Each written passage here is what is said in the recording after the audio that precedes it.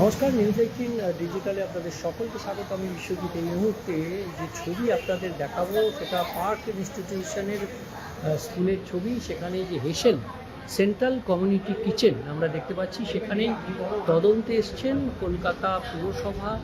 এর আগে রাজ্য স্বাস্থ্য দপ্তরের জয়েন্ট ডিরেক্টর দেবাশিস রায়ের নেতৃত্বে প্রতিনিধি দল তারা এসেছিলেন, তারা নমুনা সংগ্রহ করেছেন। এই মুহূর্তে নমুনা সংগ্রহ হচ্ছে কলকাতা পুরসভার ফুড সেফটি বিভাগ, তারা নমুনা সংগ্রহ করছেন।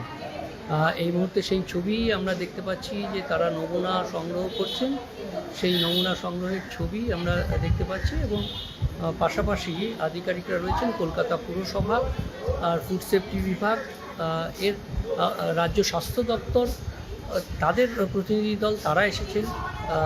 নির্বি অর্থাৎ national institution of research for bacterial infection, অর্থাৎ যেটা নাইসেট নামে পরিচিত ছিল, সেই নাইসেটের যারা নির্বি বর্তমানে নাম, সেই নির্বির প্রতিনিধি যারা তারা এসেছিলেন। এবং সেই ছবি আপনাদের দেখাচ্ছি যে কলকাতা আর শ্যামবাজারের কাছে এই যে প্রাইমারি স্কুল, এই যে হাই স্কুল, যে পার্ক ইনস্টিটিউশন ফর গার্লস, সেই স্কুলে গতকাল থেকে বিকেলের পর থেকে পরপর ছাত্রীদের অসুস্থতা বোধ করে এবং তাদের কারো বমি ভাব বা কারো বমি হয়, তাদেরকে ভর্তি করা হয় আরজিকর হাসপাতালে। একে একে সেই সংখ্যাটা গতকাল রাতে 26-এ গিয়ে পৌঁছেছিল।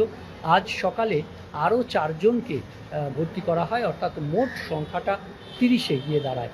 এবং সেই ছাত্রী যারা ভর্তি হয়েছে তাদের অনেকেরই বমি হচ্ছিল। এবং তারপর তারা গতকালই স্বাস্থ্যমন্ত্রী শরৎ দত্ত মুখোপাধ্যায় তিনি যান, তিনি ছাত্রীদের সঙ্গে কথা বলেন এবং তিনি জানান যে আপাতত তাদেরকে যে প্রিকশন সেগুলো দেওয়া হয়েছে এবং তাদেরকে মেডিসিন দেওয়ার পর তারা সুস্থ রয়েছেন, মানে পরিস্থিতি তাদের নিয়ন্ত্রণে রয়েছে। তবে অবজারভেশনে থাকার জন্য তাদেরকে আবারও ডেকে সেখানে রেখে দেওয়া হয়েছে। এই অবজারভেশনের পর তাদেরকে প্রয়োজন বুঝলে ডাক্তারবাবুরা তারা ছেড়ে দেবেন। কিন্তু আজ সকাল থেকে সকালে পরপর রাজ্য স্বাস্থ্য দপ্তর, নির্বি এবং কলকাতা পুরসভার ফুড সেফটি বিভাগের যারা আধিকারিক তারা এসেছেন, তারা তদন্ত করছেন। তারা বিভিন্ন জায়গা থেকে এই যে রিসার্চ, যে তাদের তদন্ত করার জন্য তাদের যে নমুনা, সেই নমুনা তারা যেমন জলের নমুনা সংগ্রহ করেছেন এই স্কুলের বিভিন্ন জায়গা থেকে, যে জলের সোর্স সেই জলের নমুনা যেমন তারা সংগ্রহ করেছেন, তেমনি তারা সংগ্রহ করেছেন বিভিন্ন খাবারের নমুনা।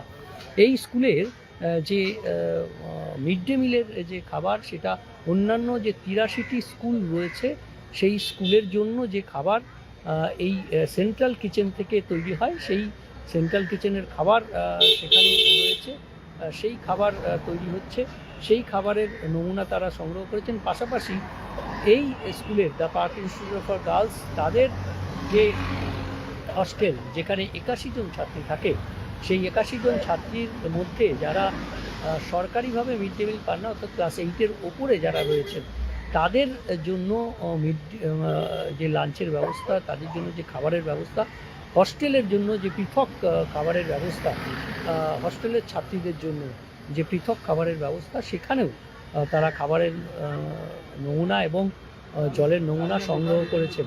এবং এই নমুনা বিভিন্ন ল্যাবরেটরিতে যাবে, একদিকে রাজ্য স্বাস্থ্য দপ্তর, অন্যদিকে কলকাতা পুরসভা, পাশাপাশি নির্বি। এই নমুনা যাওয়ার পর তারা অবশ্যই সেই নমুনা থেকেই নিশ্চিত হতে পারবেন যে এই বিষয়, অর্থাৎ এই যে ঘটনা ঘটলো তার পেছনে কি কারণ রয়েছে, কিসের ইনফেকশন রয়েছে বা অন্য কি কারণ রয়েছে, কোথা থেকে এই যে খাবারে যদি সত্যিই পয়জন হয়ে থাকে, খাবার বিষাক্ত, তাহলে সেটা কী কারণে ঘটেছে। ইতিমধ্যেই স্বাস্থ্য দপ্তরের যে কর্তারা এসেছিলেন, তারা এই যে স্কুলের সেখানকার জলের সোর্স দেখতে গিয়ে যে ওপরের যে জলের ট্যাঙ্ক, সেটা খুব পরিচ্ছন্ন নয় এমনটাই জানালেন। তবে ঠিক কী কারণে এই ঘটনা ঘটেছে সেটা অবশ্যই ল্যাবরেটরি রিসার্চ রিপোর্ট এলে তবেই পুরোপুরি পরিষ্কার হবে। যারা ভর্তি আছেন তাদের সঙ্গে কথা বলে তাদের বিভিন্ন তথ্য এবং তাদের বিভিন্ন নমুনা সংগ্রহ করে তারপর তারা যাবেন, স্বাস্থ্য দপ্তরের কর্তারা ফিরে যাবেন এবং সেই নমুনা তদন্ত করে রিসার্চে কী রিপোর্ট উঠে আসে সেদিকেই সকলের নজর থাকবে আমাদেরও। নজর থাকুক আপনাদের নিউজ18 ডিজিটালে।